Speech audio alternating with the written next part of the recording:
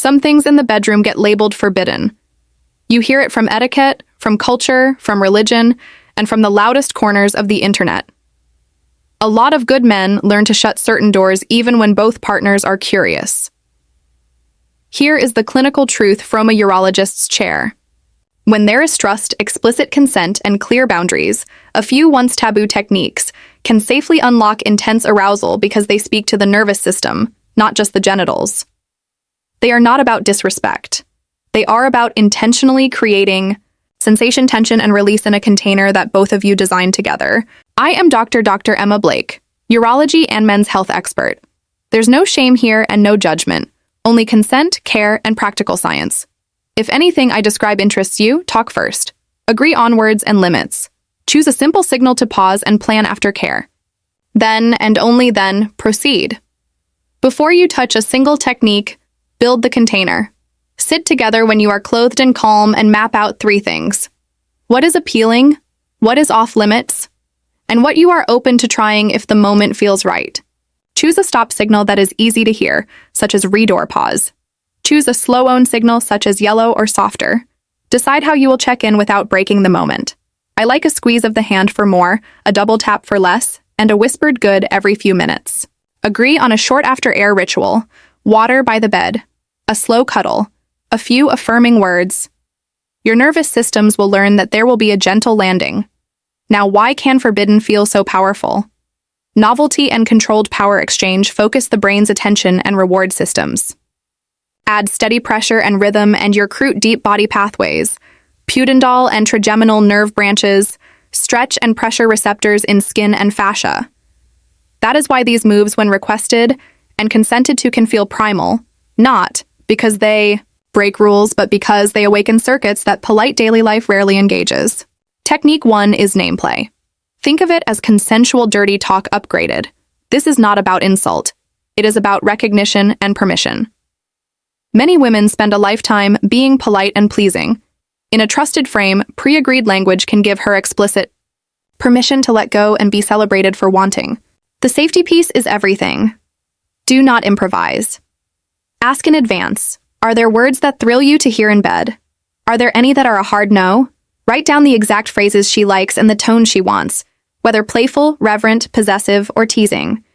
Begin close to her ear. Exhale warm air. Match her breathing. Anchor your words to what you are sensing. Try right there. Yes. Stay with me. Try. You feel incredible in this angle. Try.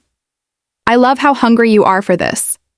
If she wants edgier words, say them at the precise moment her body is already saying yes. Look for arcing, gripping, and pulsing. Keep the language about her desire and your awe of it. Do not degrade who she is.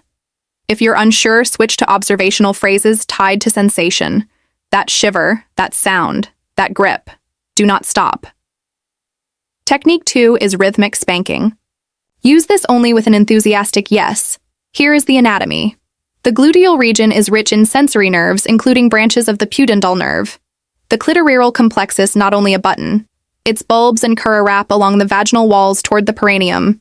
A properly placed open palm smack on the fleshy part of the buttock can send a deep throbbing wave rather than a sharp sting because you are activating pressure and stretch receptors that echo into the pelvis. Here is how to do it safely. Warm up first, with firm hand pressure, kneading, and slow deliberate caresses across the upper outer buttock. Let the skin flush and the muscles soften.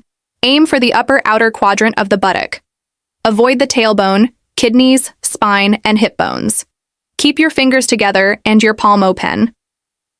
Think press and rebound, not slap and snap. Begin light and slow. 1 to 2 per breath cycle. Watch her body. If shirches into your hand, exhales, or stills in place, those are green lights. If she flinches, stiffens, or pulls away, lighten up or stop. Change only one variable at a time: pressure, speed, or location. That allows her nervous system to lock onto what feels good. Pair the rhythm with steady penetration or with external stimulation at a consistent tempo. The brain loves patterns. When you are done, always land soft. Use palm pressure, a kiss on the spot, and soothing strokes. Offer water and a quiet, minute chest to back. If you went firm, a cool compress for 60 seconds can feel heavenly. After R is what turns intensity into trust and a let us do that again memory. Technique 3 is hair pulling. Use this only with explicit consent and a clear stop cue. The scalp is dense with sensory receptors served by branches of the trigeminal nerve. A steady, intentional pull at the base of the hair can create a wave from scalp to spine to pelvic floor. Many partners describe this as claimed with care. It feels intense, emotional, and unforgettable. Safety matters. Skip hair pulling if there are neck issues, migraines, recent scalp procedures, or extensions. Gather a small handful close to the scalp with your fingers curved like a hook. Do not grab the ends. Choose one slow direction of pull back or up. Hold for 1 to 2 breaths, then release. You are guiding, not jerking. Time the pull with a thrust or a deep kiss. Exhale as you engage so your bodies sink. Whisper good or wait for a lean as consent in motion. If sentences or the neck rotates sharply, stop. Massage the scalp with your fingertips in slow circles to bring warmth back and end on soothing input. Here is how to weave these without losing the thread. Think of your time together as an arc. Frame, build, crest, and land. The frame is one sentence that invites and confirms. Try. Do you still want the rhythm game we talked about with name play, a little sting, and hair at the base? Wait for a clear yes. The build is steady, breath-to-breath touch.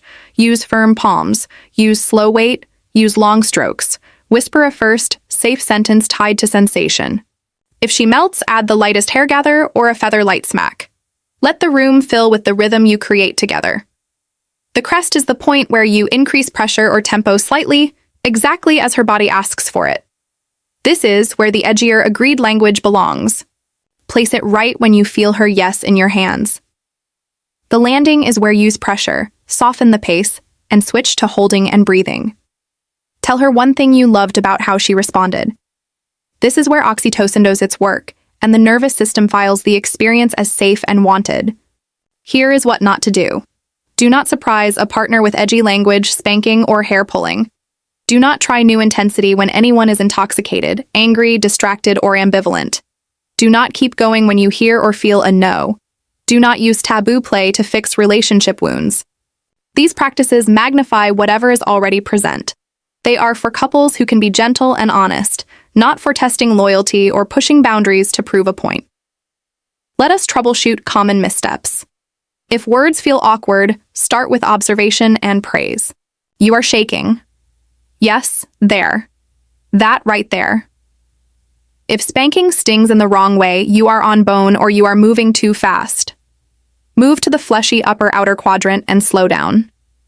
If hair pulling hurts, your grip is too far from the scalp or the neck is twisting. Reset, gather closer. Pull in line with her spine. If anyone drops into shame afterward, normalize it. Intense play can make the brain second guess. This is why aftercare and a 2-minute debrief matter. Ask, what did you love? Ask, what should we change? Ask, do you feel good? Here is why this can strengthen your relationship instead of stressing it. When taboo play is done with consent and care, you are practicing the same skills that make relationships thrive. You ask clearly for what you want. You listen with your whole body. You respect no as much as yes. You tend to each other afterward. Many couples report more everyday affection and easier communication because they proved in the hottest moments that each person's boundaries are honored. Here are a few medical sense checks from your urologist. If either of you has acute neck, back, or pelvic pain, defer hair pulling and impact play until cleared. If there is a history of pelvic floor tension, prioritize relaxation techniques and external touch before adding rhythm or pressure. If you have erectile concerns, know that slower tempo, steady pressure, and full body contact are your friends. They reduce performance anxiety and support blood flow. If any sexual activity triggers pain, numbness, urinary burning, or bleeding, pause and get evaluated. Now, bring it together tonight slowly. Light the room softly. Keep water nearby. Have a small towel within reach. Put your agreement on the nightstand in one sentence. Begin with breath and wait. Speak only what you truly feel. Change one thing at a time. Land gently, debrief kindly, you are not crossing a line. You are drawing one together and playing inside it. And for men who want to take it further, here is my 4 recommended supplements for stronger, longer erections, healthy testosterone, and prostate comfort. You can find them in the pinned comments below. Watermelon extract with L-citrulline for gentle nitric oxide blood flow support. An advanced direction and performance blend with a carrion, tonkat ali, fenugreek, nettle root, and citrine for circulation, stamina, libido, and urinary comfort. A testosterone support formula for drive and energy when paired with sleep and training, and a prostate comfort formula for flow and nighttime urgency. Use them to complement, not replace, communication, consent, and the fundamentals. Be gentle. Be clear. Take your time. Your best sex is the kind you both design together. Thank you for watching.